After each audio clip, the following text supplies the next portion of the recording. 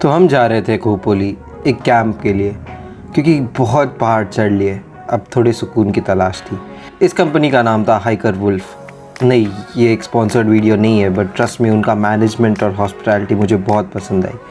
जब मैंने कहा हम, तो मैं अकेला नहीं, मेरे साथ मेरा करीबी ये शुभम। हम 9 साल से एक साथ हैं। और ऐसी मस्ती करते करते हम पहुंच गए जहां हमें पहुंचना था, खोपोली के कैंप साइट में। ऐसा कुछ देख शुभम के अंदर का उत्साह काफ़ी बढ़ जाता है।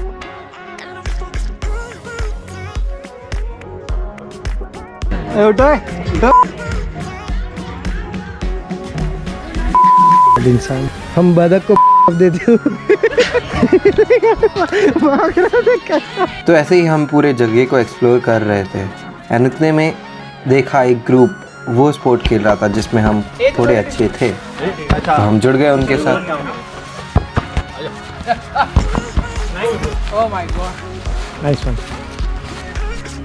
देखते देखते शाम बीत गई और उसी के साथ शुरू हुई हमारी गेम्स की प्रक्रिया। वाह, ये बिग बॉस जैसा क्यों साउंड कर रहा है। ये सब बेसिक गेम्स थे जो हमने बचपन में खेले होंगे, जैसे कि उनसे बलून फोड़ना, सैक रेस जिसमें मुंह फूटने के चांसेस ज़्यादा होते हैं अगर आप गलत कदम डाल दो तो। और फॉर्चुनेटली हम जीते भी इस गेम में, और इस जोश के साथ हमने सारे गेम्स अच्छी तरीके से कंप्लीट कर लिए। फिर हमारा हुआ जुम्बा सेशन, जो काफ़ी ज़रूरी था क्योंकि टेम्परेचर गिरना शुरू हो गया था, और इस टाइम पर तो वो 18 डिग्री सेल्सियस तक आ ही गया था। पर मुझे एक बात इस जगह की बहुत खूबसूरत लगी, ये सारी लाइटिंग्स अपने आप में एक माहौल बना रहे थे। और उसके बाद और क्या चाहिए था, फिर था हमारा म्यूजिक सेशन। जस्ट इस सुकून को देखो।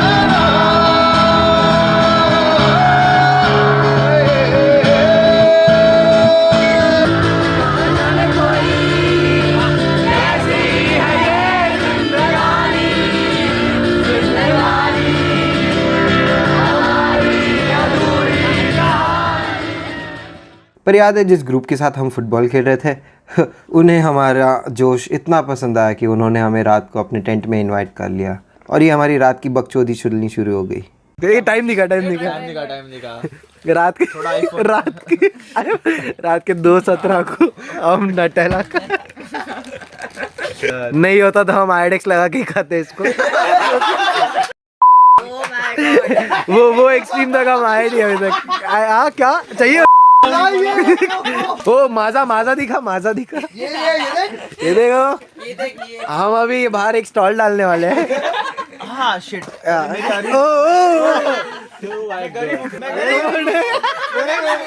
रात भर नहीं सोए, बहुत मस्ती की, पर दूसरे दिन सुबह 14 डिग्री सेल्सियस में हम बकचोदी कर रहे हैं बॉडी गर्म करने के लिए। सब हम गर्म कर रहे हैं बॉडी को, हो भी रही है अच्छी खासी कार्डियो। दूसरे दिन की धूप हमें उस ठंड से राहत दे रही थी। हमने नाश्ता ख़त्म करके अपना जो हाइक है, ये ट्रैक नहीं था, ट्रैक तो मैं कर चुका हूँ, ये एक हाइक था एक ऐसे जगह के लिए जहाँ की हमें खबर नहीं थी, बट जब हमें खबर आई तो ट्रस्ट मी मैं खुद काफ़ी एक्साइटेड हो गया। इस जगह पे पहुँच के मैंने ये बड़ा सा स्तंभ देखा। It's like a memorial.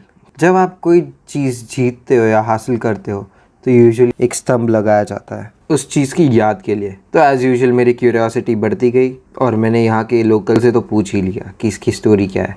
ही जी नदी आहे ना, ही आंबा नदी आहे। त्या आंबा नदीत इतर लढाई झाली निजामांचा आणि महाराजांच्या विरोधात। आई नो ये मराठी में है और आपको नहीं समझ में आ रहा है, इसीलिए मैं ट्रांसलेट करता हूँ इस चीज़ को, टेंशन मत लो। यहाँ से जो नदी बहती है उसका नाम है अम्बा नदी। इस जगह को इतनी हिस्टोरिक बैकग्राउंड इसलिए है, तो जब निज़ाम खुद अपने 20,000 फौजियों के साथ आ रहा था फॉर द बैटल, तो छत्रपति शिवाजी महाराज ने ये जगह चुनी क्योंकि this place is little congested, ताकि उनके जो गिने चुने जो मावड़े थे वो इन 20,000 सैनिकों पे भारी पड़े। क्योंकि ट्रस्ट मी, जब आपके पास जगह कम होती है तो हर कोई एक साथ नहीं लड़ सकता। तो ये एक वॉर स्ट्रेटेजी छत्रपति शिवाजी महाराज ने उस टाइम पे यूज़ की थी और ये बैटल हुआ था 2 फरवरी 1661 में। ट्रस्ट मी, इस जगह पे आके मुझे ऑलरेडी एक हिस्टोरिक वाइब आ रही थी and when I heard this story, मुझे गर्व है मेरे मराठा होने पे। एंड इस जगह की इम्पोर्टेंस इसलिए है क्योंकि ये उन बैटल्स में से एक है जो छत्रपति शिवाजी महाराज ने खुद लड़े थे और जीते थे। प्रौढ प्रताप पुरंदर क्षत्रिय कुलावंतस राजाधिराज महाराज श्रीमंत श्री श्री छत्रपति शिवाजी महाराज की जय। छत्रपति शिवाजी महाराज की जय। जय भवानी, जय शिवाजी, जय भवानी, जय शिवाजी। मैंने देखा यहाँ पे फ़िशिंग की जा रही है तो मैंने सोचा कि चलो मैं भी देख ही लूँ फ़िशिंग। एंड ट्रस्ट मी, ये सब मेरे हाथ से फिसल रही हुई मछलियों को इग्नोर करके अगर आप देखोगे तो ये जो अंकल है उनके चेहरे पे वो खुशी देखो कि मैं वो जो रोज़ करते आ रहे हैं वो मैं कर नहीं पा रहा हूँ क्योंकि मैं यहाँ का नहीं हूँ। बट इसी बात से वो खुश है कि वो कुछ ऐसा कर सकते हैं जो हमें नहीं आता।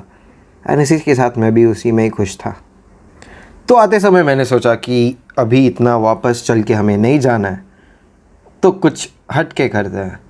एंड ट्रस्ट मी, सामने एक ट्रैक्टर दिख गया एंड बस फिर क्या था, ट्रैक्टर थे और हम थे।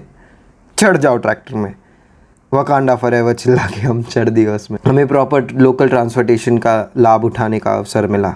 फिर मैं और मेरे दोस्तों ने की जिप लाइन। अगर आपको जिप लाइन नहीं पता तो आप YouTube पे जाके देख सकते हैं, बट इस वीडियो में आपको समझ में आ जाएगा कि मैं क्या कर रहा हूँ। ये मुझे चड्डी नहीं पहना रहा, वो हार्नेस लगा रहा है ताकि वो उसको उससे अटैच करे ताकि मैं गिर के मरूँ ना। सिंपल।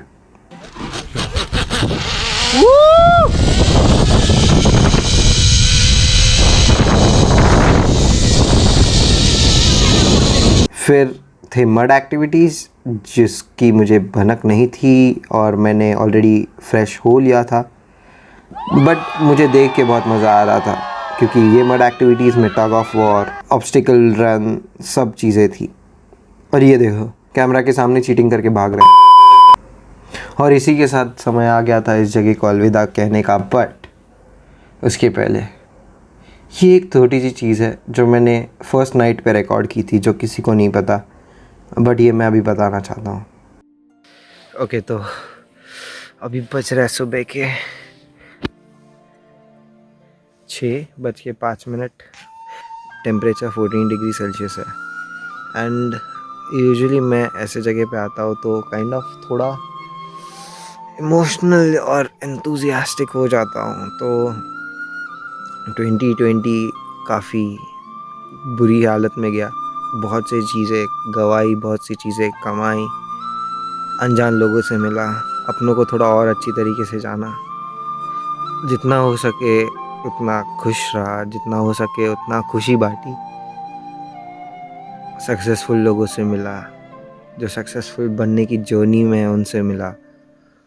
जो सुकून अपनों के साथ मिला, जो सुकून अनजान लोगों के साथ मिला, ये इस तरीके का जो सफ़र है, ये इस तरीके का सफ़र मुझे हमेशा करना है।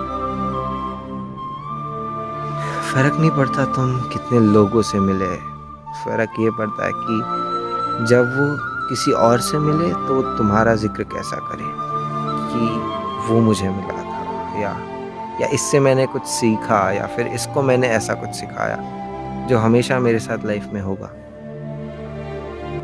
इसी के साथ जो टाइम हमने एक साथ बिताया, जो लम्हे बांटे, अनजान लोगों के साथ दोस्ती हुई, अपनों के साथ जो दोस्ती है वो गहरी हुई।